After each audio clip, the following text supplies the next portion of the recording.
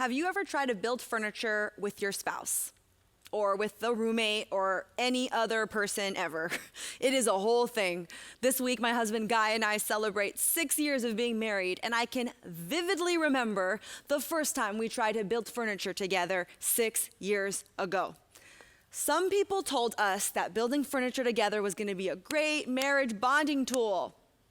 Questionable. Other people said with all of the directions they give you in a box, it's basically like when you're a kid and you're doing paint by numbers. I don't know what kind of jacked up childhood those people had, but that is absolutely not true. Building furniture together became so difficult that we ended up just letting cardboard boxes packed and stacked up against walls stay there and just get dust because we couldn't build anything together anymore. So in order to finally get things built, we came up with the perfect plan of how to build things together, which is that we don't. Instead, we've come up with a better plan. My husband will build something and I will build something right next to him. He'll build this part of the shelf, and then next to him, I will build this part of the shelf, and that has become a better plan. And by far the best plan we discovered this week when we got a new desk is that my husband builds the whole thing. That's my favorite plan so far, but I'm an equal part because I am very, very supportive. This is how we get things built in our house. That may not be how you get things built in your house. You can take your judgment elsewhere. As Montel Jordan once said, this is how we do it. This is how we do it to get anything built and to make sure that our marriage stays strong.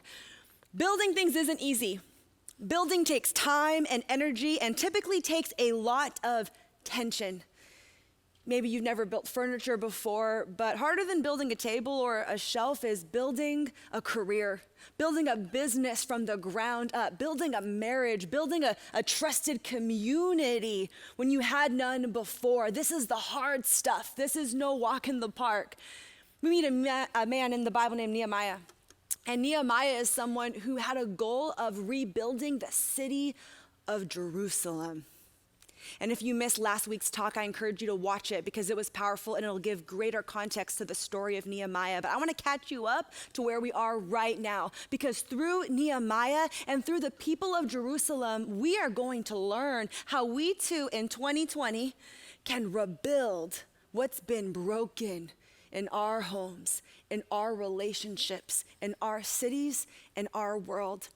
Let me catch you up to where we are. Nehemiah, this is who he is. He's the cupbearer to the king of Persia, and he is a Jew. And that's really important because where he's from, Jerusalem, had been conquered over 140 years before. The people had been in exile. So now here is Nehemiah. He is a Jew. He's serving the king, and the king of Persia is actually over Jerusalem. So Nehemiah, reasonably nervous, is praying to God for favor because he wants to go back to Jerusalem and rebuild the city. He's praying to God, would you give me favor with the king? Would you give me the right words? And Nehemiah asks the king if he can go back to Jerusalem, and against all odds, the king says yes. He gives him favor, he gives him permission, he gives him resources, and then Nehemiah journeys back to Jerusalem, looks around to see it, and realizes it is as bad as he had been told. You can just imagine it.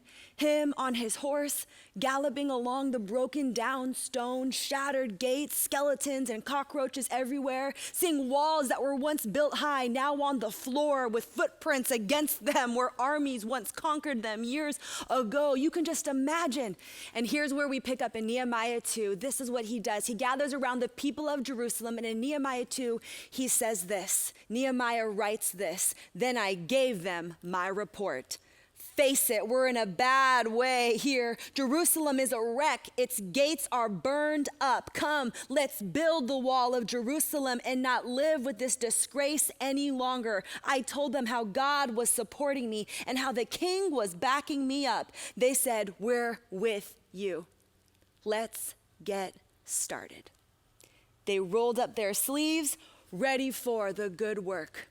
How will we rebuild what's been broken in our homes, in our relationships, in our communities, in our world? Just like the people of Jerusalem, we need to get started. We need to get started. Nehemiah came to see the situation for himself, and he did not say, "Never mind, I'm overwhelmed. This is way worse than I thought. Peace out. Good luck, everybody." No, instead, he said, "I'm gonna stay here." and I'm gonna cast a vision for a solution. We have work to do. This is the Braveheart speech. This is Mel Gibson giving up his big rally cry. This is Denzel Washington, and remember the Titans in the locker room, let's go to work. This is Michael Jordan with his team showing all his plays to the Looney Tunes. That's the team Michael Jordan's most well known for playing on, right? The Looney Tunes, hey guys, here's how we're gonna beat the Monstars. He's casting a vision for victory. Nehemiah is giving this same kind of speech. He is passionate about making sure that hope is back alive in this hopeless city. So this is what Nehemiah does. First, he starts telling his story. He tells them his story, what he went through, what God brought him through, so they can know that God is behind him, so they can know what God is like. Just the same, your story of what God has done in your life lets people know who God is and what God can do. You don't have to decorate it. You don't have to sugarcoat it. Your real story is proof of how Jesus comes to be with us in the real dirt, in our real heartbreak, in the real messy places of our lives. No cute or curated story can compare. The power of Jesus is revealed in the sharing of your real story. Nehemiah shares his real story, and then he calls them to action. He says, get up from this place of tragedy. Get up from this place of complacency. And that might sound obvious to say, get up and get started. Like, get started should barely count as a point. Like, of course, we have to get started. But many of these people had not gotten started for years. They had lived in a broken down city, a broken down system with broken down lives for decades. They had not started yet. Why not? Why hadn't they started? Perhaps they had good intentions to. Perhaps they looked around and saw the broken down stones and thought, that'd look good if that gate was back up one day. Perhaps they had dreams too. But talking about starting is a lot different than actually starting. Talking about building is a whole lot different from actually building. And just like the people of Jerusalem, we as a church, we as a community of Jesus followers, we have work to do. My friends, there is brokenness inside of us. There is brokenness between us. There's brokenness on our streets. There's brokenness in our neighborhoods. There's brokenness in our world. And just like the people of Jerusalem, what is standing in the way of us getting started? Perhaps you have felt at times, you know what? I'm just waiting for the right opportunity. The right opportunity to volunteer hasn't come yet. The right opportunity to write about the thing I feel God has called me to write about hasn't come yet. The opportunity to speak up about the thing I feel God is calling me to speak up about hasn't come yet. And so you know what? I just haven't gotten started. Perhaps you have felt like, you know what, I know I want to overcome this addiction. I know I want to be healed from this insecurity, but every time I get really close, someone else knocks me down or someone else tells me I'm not good enough. And then you know what, I just can't get started. Or maybe you felt this year, you know what, this year is my year. This year I know I'm gonna work harder in school. This year I'm gonna reach out to more of my friends. This year I'm gonna tithe. This year I'm gonna serve. This year I'm gonna read my Bible more. I'm gonna get closer to God. This year I'm gonna start working on some of my heart stuff, some of the hard stuff. But then, 2020, circumstances got in my way. People got in my way, and now I just can't get started. Friends, do we want our lives to be healed? Do we want our families to be whole? Do we want to see our communities and our cities rebuilt? It is going to take so much more than letting our excuses just stack up. We don't want to just let our unopened, unpacked cardboard boxes pile up. We don't want to just let our unreconciled relationships stack up. We don't want to push back the dreams God has put in us, the call of God on our lives, what God has called us to. We don't want to just push it back into a corner and let it collect dust. We want to do so much more than what some of the people of Jerusalem had been doing this whole time. Nehemiah says to them, look at how you've been living. Look at the brokenness you've settled for. The Jews were done settling. They rolled up their sleeves. If we want to see hope back alive into our cities and our communities and our world, we too are going to have to get started, and we're going to have to get together. We're going to have to get together. I want to show you what they did to rebuild the city of Jerusalem. They got together, and we read in Nehemiah chapter 3, verse 28, above the horse gate, the priests made repairs, each in front of his own house. Each priest made repairs where? Just right in front of his own house. This was far too big of a task for just one person to do. This was not going to be like one of those group projects in school where just one overachieving student did the whole thing. Some of you may be thinking, man, I love those group projects. I didn't do any of them. I love that overachieving student. And you know what? As the one Chinese kid in my class who did all the group projects, how dare you? This project was going to take way more than that. To rebuild this city, it was going to take everyone having one job. And their one job was what was right in front of them. What's right in front of you? What's right in front of you? What, when you look at your city and your community, can you see that you can be the solution to? Now in Nehemiah 3, the word rebuild is in there 7 times. Rebuild, rebuild, rebuild. But the word repair is in there 34 times. 34 times. There were places of the city where there was no structure at all. It was a total mess, and people had to start new things, build new things, start new foundations, and build something brand new from the ground up. But there were other places in the city where things weren't completely broken down, but some things were just unfinished. There were structures, but there were cracks in them, and someone needed to repair them.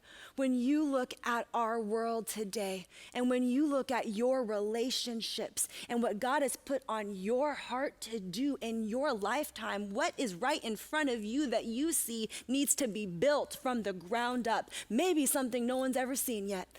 Or what do you see in front of you that needs to be repaired? Something that's unfinished. Something that is not functioning to the best of its ability and just needs some repairs. Maybe you can think of a relationship in your life that needs some repairs. Someone that you want to apologize to. Someone that you want to forgive. We need to repair what's right in front of us. Maybe you in your place of work, man, you know what your coworkers are going through. You have a specific perspective of what people in your fields are going through. I don't know what they're going through. What can you think of? What could you start from the ground up? What could you build? What could you create to start to bless and build up people in your line of work?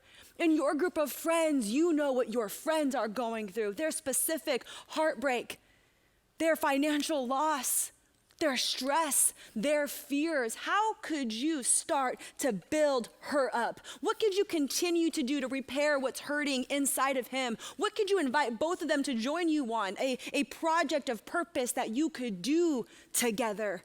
Rebuilding and restoring is going to take each and every one of us caring for the people right in front of us. Now, our church network is amazing and is filled with so many incredible church families. And I don't know if you know this, but one of the pastors on our team, his main focus is creating welcoming, comfortable, awesome environments for all of our gatherings. You may have met him. My friend John Allen is our campus environment pastor, and I'll never forget when he envisioned this beautiful structure for our Torrey Pines Church. I want to show you a picture of what he drew up. This is a picture of this tree he imagined, made of wood, and he said, I imagined something so massive. I dreamed up something so massive that I could not possibly build it alone. So to create this is what it took. It took many people coming together, sawing wood, hammering, placing things together, climbing up really scary ladders and cleaning up together, partnering together to get this done. And I want to show you what the final product was like at our Christmas services at Torrey Pines Church last year. Look how beautiful that is. People were able to gather around and experience Jesus and community because of something that a community built. There is power in community. What God wants to do in our cities in our families, in our churches, in our world, it is far too massive for only one person to accomplish alone. It's too big for just one small group of people to do alone. It's gonna take all of us doing our part and building what's right in front of us. That's why we as a church network are going through this 10-week challenge together. 100% of us participating in this challenge, 100% of us building what's right in front of us. Imagine what we could do. I don't know what this looks like for you. This might look like you committing today to writing 3 encouraging emails or 3 encouraging DMs every day this week for 7 days this week. Your phone is right in front of you. Your computer is right in front of you. This is a tool that you could use to encourage and build someone else up. Maybe for you, what this looks like for you is planning a social distance picnic or a gathering in front of your home for all of your neighbors, building up relationships with people literally in front of your house. Maybe for you, this looks like signing up for one of our church's service projects. All of our churches have awesome projects for you to sign up for. Sign up for the 10-week challenge to get information, because if you don't know what else to do, we have a project you can get involved with so that we can rebuild our cities together. And you'll also get information about our Stronger Together gift boxes soon, and these are amazing. Maybe this is what it looks like for you. Getting these gift boxes and then adding in, packing up specific things in them that your friends would like, that your neighbors would like. If they love hot Cheetos, get all the bags of hot Cheetos. If they love knitting things, get knitting things. I have no idea where to even look for that. Google knitting things and get whatever those things are. Or if they love gluten-free crackers or vegan cheese, like they love things that taste like cardboard, go ahead and throw those in the box. And hey, they can eat the cardboard box too. Perfect. I don't know what this looks like for you, but I know that what God wants to accomplish is far too big for just one of us or some of us to do. It's going to take all of us building right where we are with what is right in front of us. If we want to see cities rebuilt and lives restored, if we want to see hope back alive in our communities, we need to get started, we need to get together, and we need to get going. We need to get going. The reason why my husband and I would have so many boxes stacked up in a corner collecting dust is because we got used to just making excuses, blaming our work schedules, blaming our circumstances, blaming each other. We became okay with just blaming other circumstances for why nothing was getting built and nothing was getting done. And maybe you can relate. When it comes to building some things in our world, or repairing some things in our world, far harder than building any kind of furniture, some of us have gotten used to making the excuse of, you know what, it's just not a good season for my family to serve. You know what, it's just a really busy time at work for me to reach out to anybody. And some of us have become experts at blaming instead of building. Here's some other reasons. Here are some other reasons where I think the enemy is having victory in our lives and why we're not building anything. Here's some reasons. I think for some of us, we would rather blame, and I think for some of us, we would rather judge.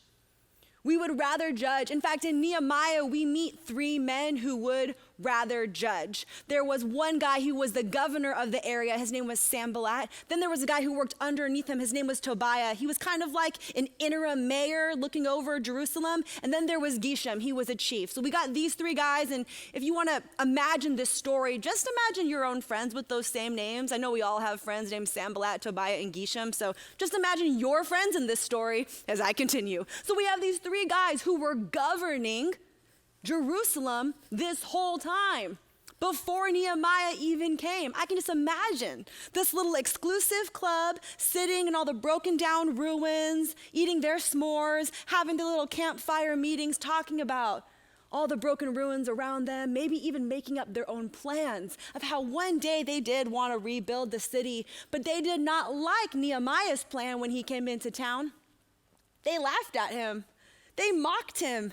To his face and behind his back. They did not like Nehemiah's plan.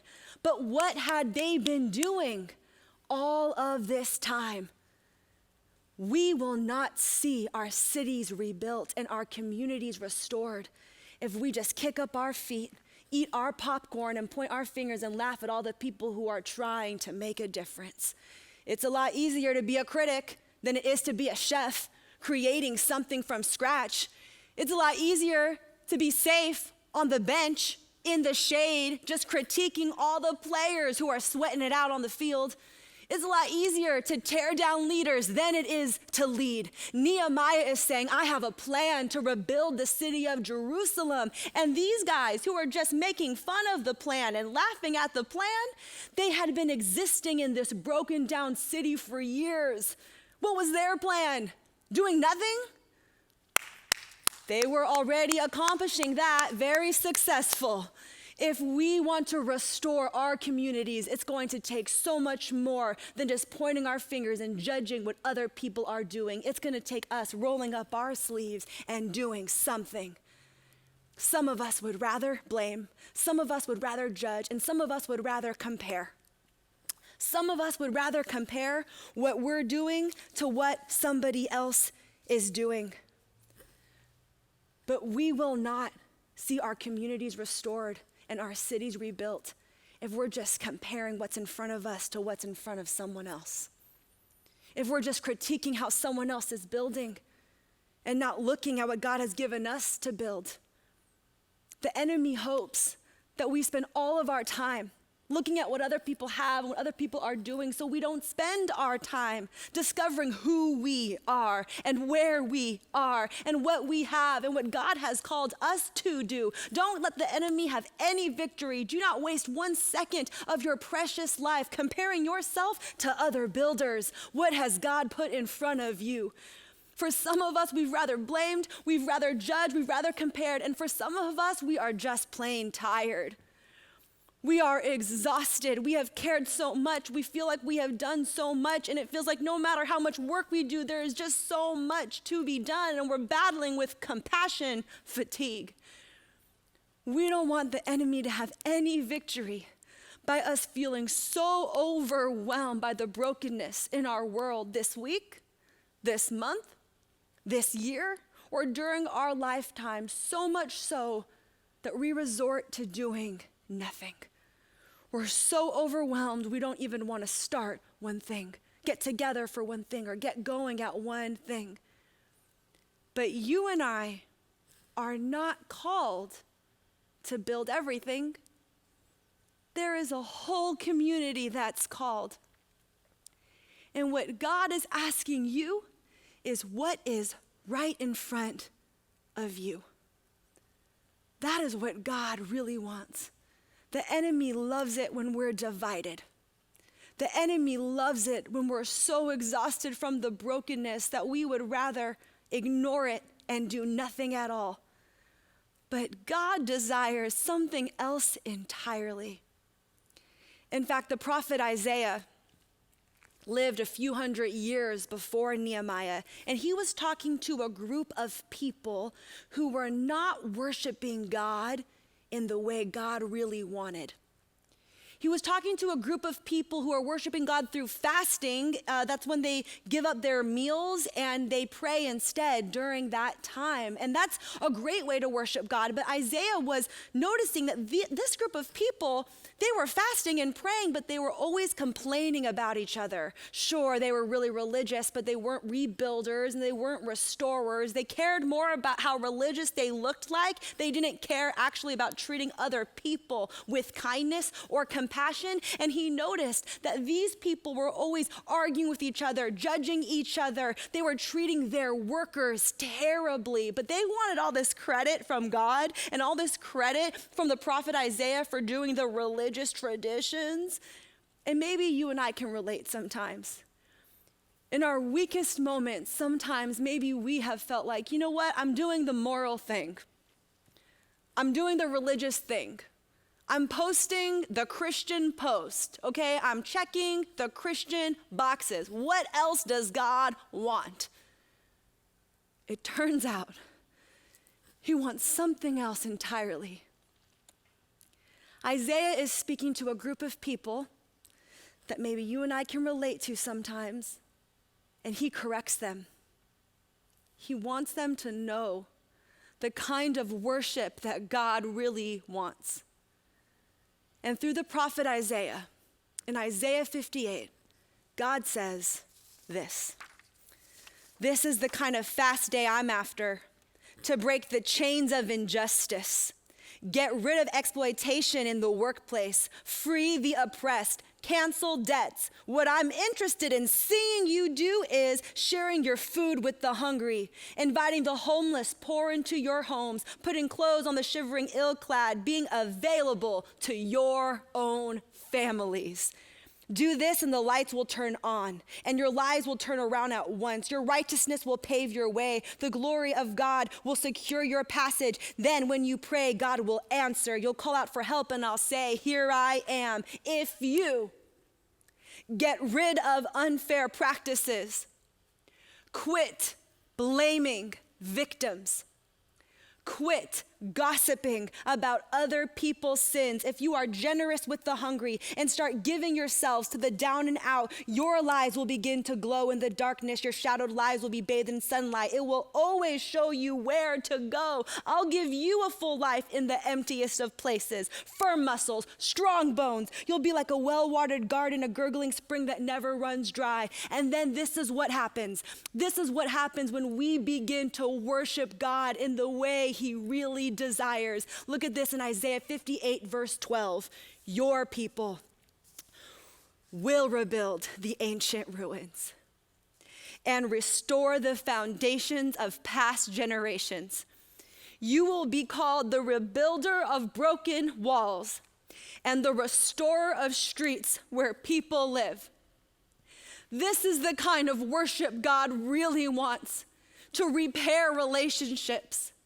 This is the kind of worship God really wants, to restore broken systems. This is the kind of worship God really wants, to reclaim what has been broken. This is the kind of worship that God wants. And Nehemiah, when it comes to the city of Jerusalem, I want you to know that it took over 140 years for them to start building, but once they all got together, once they all united in mission, united under what God really wanted, they were able together to rebuild that wall in 52 days. Imagine what we could do together across our network in 10 weeks. Imagine what we could do in our 10-week challenge. Now I want to show you this. In Nehemiah 3:28, it said how they did it, right? Above the horse gate, the priest made repairs, each in front of his own house. And then in verse 29, it says this. Yes, they built in front of their own house. And then next to them, Zadok, son of Immer, made repairs opposite to his house. And then next to him, Shemaiah, son of Shekinah, the guard of the east gate, made repairs. And then it goes on to say next to him, and next to him, until next to them continues so much that it is mentioned 24 times in this passage. Just like them, rebuilding and restoring in the way that God wants is going to take so much more than just that one church over there doing something or that one person over there doing something. It's going to take all of us building in front of us next to each other. It is going to take Torrey Pines Church next to Venice Church, next to Eastlake Church, our community in Chula Vista, next to our community in Zona Rio, next to our community in Playas, next to our community in Salt Lake City, next to Imperial Beach Church, next to Lolitas and Tacos El Gordo and all the Birdos. Come on, somebody. It is going to take all of us. It is going to take more than just me sharing my story or James sharing his story. It's going to take Carolina and Ken, next to David and Jesse, next to Casey, next to Sean, next to Mark. It's going to take so much more than Carla rebuilding or Mingo repairing. It's going to take Bailey, next to Isabel, next to Mike, next to Luke, next to Cindy, next to you, next to your friends, next to your kids, next to your neighbors. It is going to take every single one of us next to each other, building together. Do we want to see our homes rebuilt? Do we want to see our communities restored? Do we want to see this lost world reclaimed for the glory of Jesus? It is going to have to take you and me repairing what's in our own family, not comparing ourselves to what other families are doing.